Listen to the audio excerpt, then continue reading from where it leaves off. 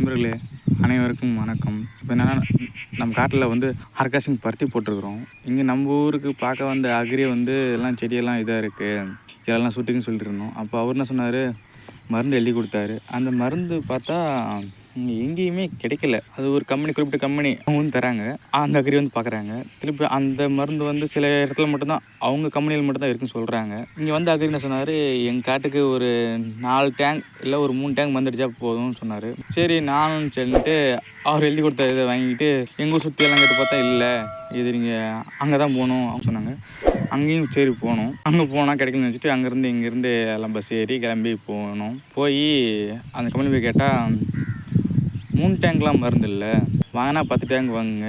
நாங்கள் ஒரு குறு விவசாயி, ஒரு 3 டேங்கு வாங்குறதுங்க 10 டேங்கு வாங்குறதுங்க இப்படின்னு சரின்னு சொல்லிட்டு பக்கத்து கடையில் எல்லா கடையிலும் போய் ஊரில் இங்கே அங்கே எல்லாம் நிறையா கடை இருந்துச்சு.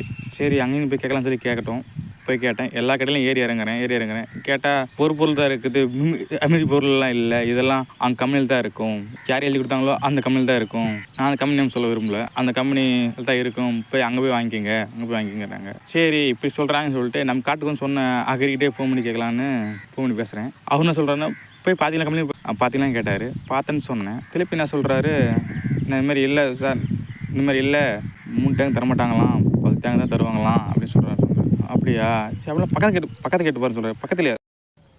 என்னடி சொல்ற, நீ என்ன சொல்ற, என்னடி சொல்ற சார்? என்ன சார் நீங்கள் எழுதி கொடுத்தீங்க, உங்கள் கம்பெனி வந்து இந்த மாதிரி ஒரு குறு விவசாயிக்கு இந்த மாதிரி 3 டேங்க் வேணும்னா அப்போ எதுக்கு சார் இங்கே எழுதுறீங்க, இங்கே வேறு எங்கேயுமே கிடைக்க மாட்டேங்குது மருந்து, அப்படி எழுதுறீங்க அப்படின்னு நம்ம மனசு தோணுது. அவர் வந்து பக்கத்து என்னடா இது கதையாக போச்சு, வேறு கடையில் போய் கேட்க சொல்கிறாருன்னா எல்லா கடையும் ஏறி கேட்டாச்சு. அப்புறம் என்ன பண்ணுறது, சரி போய் கம்பெனியில் போய் வாங்கிக்கோன்னு சொல்லிட்டு போய் வாங்கினா அவன் என்ன சொல்கிறான், நம்ம காசு எடுத்து போனதோட காசு வச்சா சரி 3 டேங்க் தானே ஒரு 1000 எடுத்துகிட்டு போனோம். ஆனால் அவன் நிச்சயமாக சொல்லிட்டாருங்க, என்ன பண்ணுறது வேறு வழி இல்லை, இவங்க எழுதி கொடுத்த மருந்து இவங்க கம்பெனியில் மட்டும் தான் வச்சுக்கிறாங்க, வேறு எங்கேயுமே லோக்கல்லையும் சரி வெளியும் சரி எங்கள் ஊர் சைடும் சரி எங்கேயுமே காணும், அப்படி எழுதி கொடுத்துக்கிறாங்க. ஏன்னா இதான் ப்ரொமோட் பண்ணுறாங்க. இப்போ வந்து அவனுக்கு எழுதி கொடுத்த மருந்து வந்து அவனுக்கு இது ஆஃபீஸ் மட்டும் தான் வந்து வாங்கி ஆகணும், இந்த கட்டாய சூழ்நிலையை இவனு உருவாக்குறானுங்க. அவனை சொல்கிறானுங்க அது அடிச்சா நல்லா இருக்குன்னு சொல்கிறாங்க. சரி அவனு வாங்க போனால் 3 டேங்க்லாம் இல்லை 10 டேங்க் தான் இருக்குதுன்னு சொல்கிறாங்க. பார்த்தீங்களா, இப்படி தான் மக்களை ஏமாத்துறது, விவசாயம் ஏமாத்துறது, அவனுக்கு இடத்துல வந்து வாங்கணும்னு சொல்கிறது, இப்படி தான் சொல்லி நம்மளை ஏமாத்துறானுங்க. என்ன பண்ணுறது, வேறு வழியே இல்லை,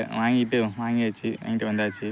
இவனுங்க மருந்து கம்பெனியை ப்ரொமோட் பண்ணுறது இல்லை, ஆனால் இவனுங்க இது மூலிமா இவங்க இடத்துல தான் வந்து வாங்கணும் அப்படிங்கிற ஒரு கட்டாய சூழ்நிலை உருவாக்கி நம்மகிட்ட இருந்து காசை பிடுங்குறானுங்க. என்ன பண்ணுறது, வேறு வழி இல்லை. அதே கிளையோட இன்னொன்று இருக்குது, அங்கே போய் கிட்ட வச்சுக்க இல்லை, நீங்கள் அங்கே மெயின் பிரான்ச் வாங்குங்கிறானுங்க, இங்கே இல்லைங்கிறானுங்க.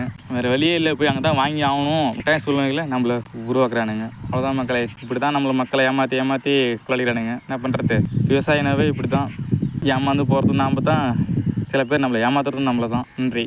ஐயோ, இங்க படுத்துற நிமிஷம்னால தாங்க முடியலையே, தலை வலிக்குதே.